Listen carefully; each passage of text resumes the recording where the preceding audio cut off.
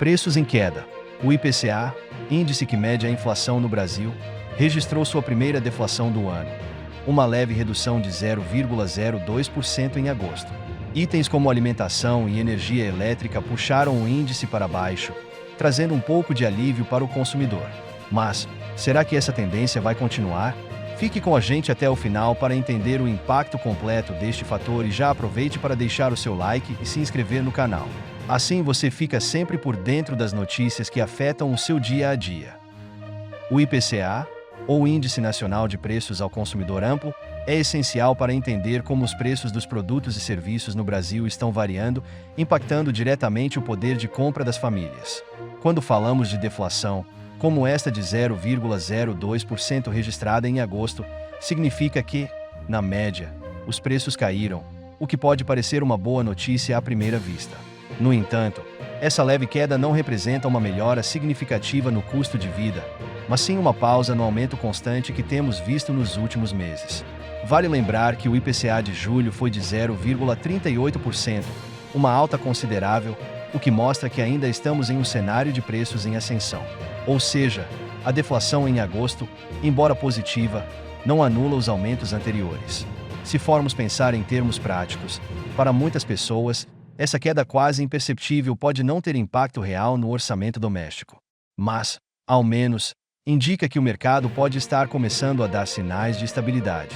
Em 12 meses, a inflação acumulada está em 4,24%, o que, ao menos, está dentro da meta estabelecida pelo Conselho Monetário Nacional. Mesmo assim, a sensação é de que, para o consumidor, os preços continuam subindo em setores fundamentais.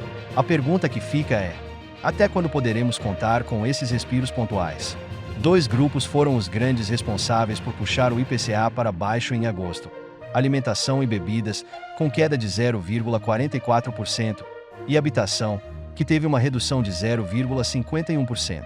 Esses dois setores juntos compõem uma parte significativa dos gastos das famílias brasileiras, então qualquer oscilação nesses preços tem um impacto direto no bolso da população. Na alimentação, a queda foi puxada principalmente pelos alimentos in natura, como batata, tomate e cebola, que, graças a condições climáticas mais favoráveis, viram seus preços despencarem. É sempre interessante observar como o clima impacta diretamente o que pagamos no supermercado.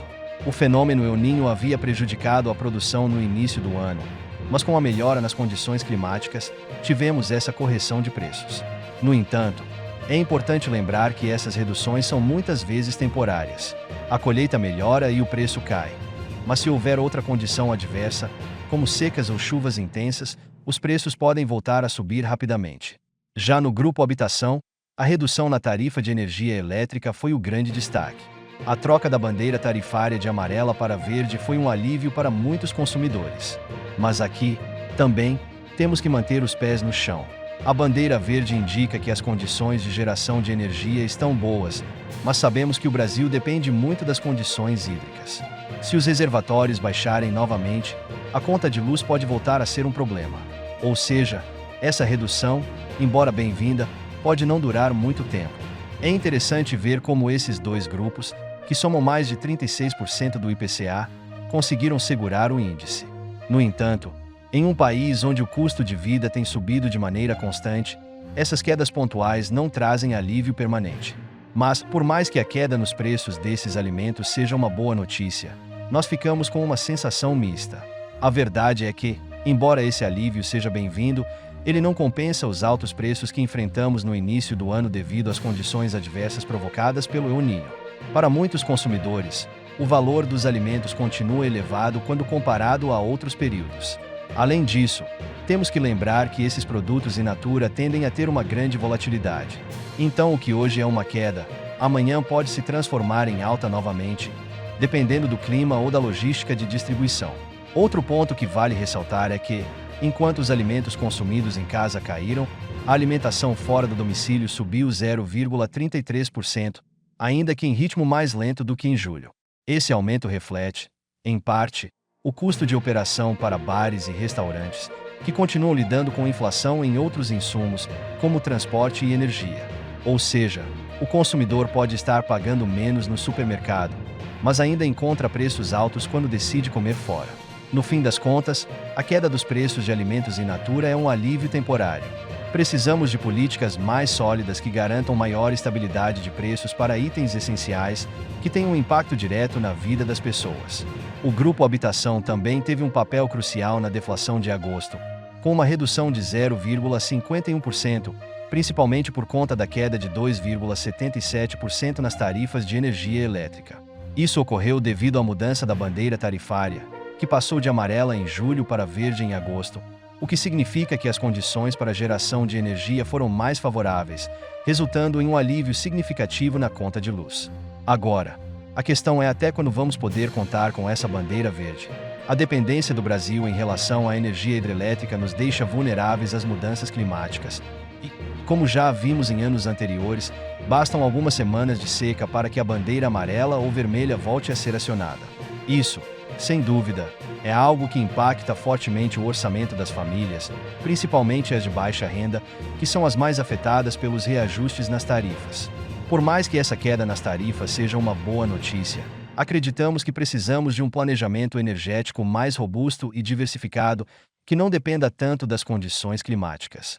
Investimentos em fontes de energia renovável, como solar e eólica, seriam uma solução de longo prazo que poderia trazer mais estabilidade às contas de luz. Afinal, não é sustentável depender apenas da sorte com o clima para termos tarifas mais baixas. Outro ponto que chama a atenção é como a redução da tarifa de energia foi uma das maiores contribuições para a deflação geral, com menos 0,11 pontos percentuais no IPCA. Isso mostra como as contas de serviços básicos, como luz, têm um peso enorme na inflação do país. Quando elas caem, há um alívio geral, mas quando sobem, o impacto é sentido de maneira muito mais dolorosa. Além dos destaques em alimentação e habitação, o grupo Transportes teve um comportamento de estabilidade em agosto, com o IPCA registrando variação de 0,00%. Mas, ao olharmos de perto, notamos que esse equilíbrio é resultado de uma compensação entre a alta dos combustíveis e a queda nas passagens aéreas. Por um lado, a gasolina subiu 0,67%, acumulando alta de 3,84% nos últimos 2 meses após o reajuste anunciado pela Petrobras.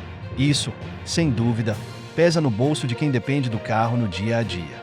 E, com o constante sobe e desce dos preços dos combustíveis, é difícil planejar o orçamento familiar. A gasolina, além de influenciar diretamente os motoristas, impacta o custo de transporte de mercadorias, o que acaba refletindo em outros setores da economia. O que preocupa é que esses aumentos podem não ser apenas pontuais, já que os combustíveis estão sujeitos a variações internacionais e políticas de preço. Por outro lado, tivemos uma queda de 4,93% nas passagens aéreas, algo que aliviou o índice geral. Esse recuo foi, em parte, um ajuste após o aumento sazonal de julho, por conta das férias escolares. É ótimo ver que as passagens aéreas ficaram mais acessíveis, mas é importante lembrar que voar não faz parte da rotina da maioria dos brasileiros.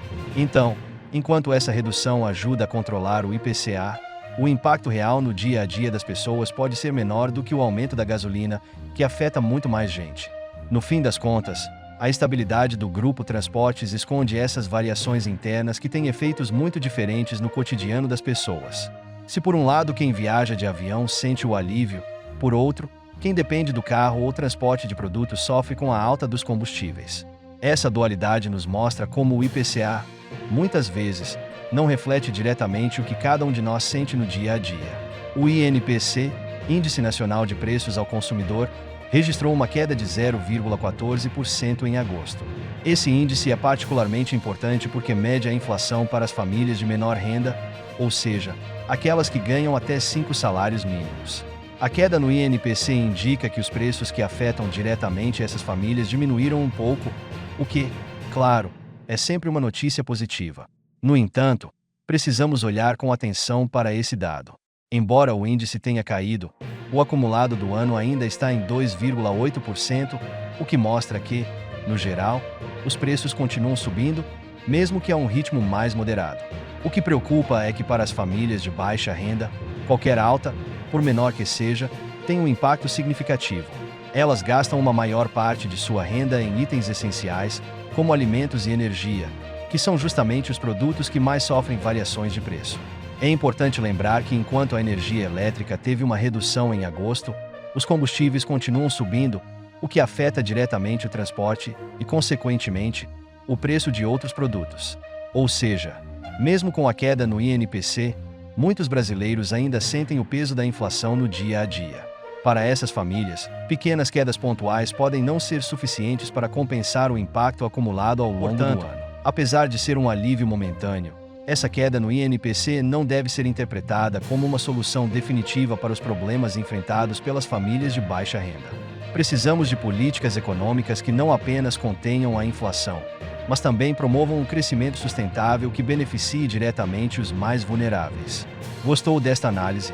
Diga nos comentários e até o próximo vídeo.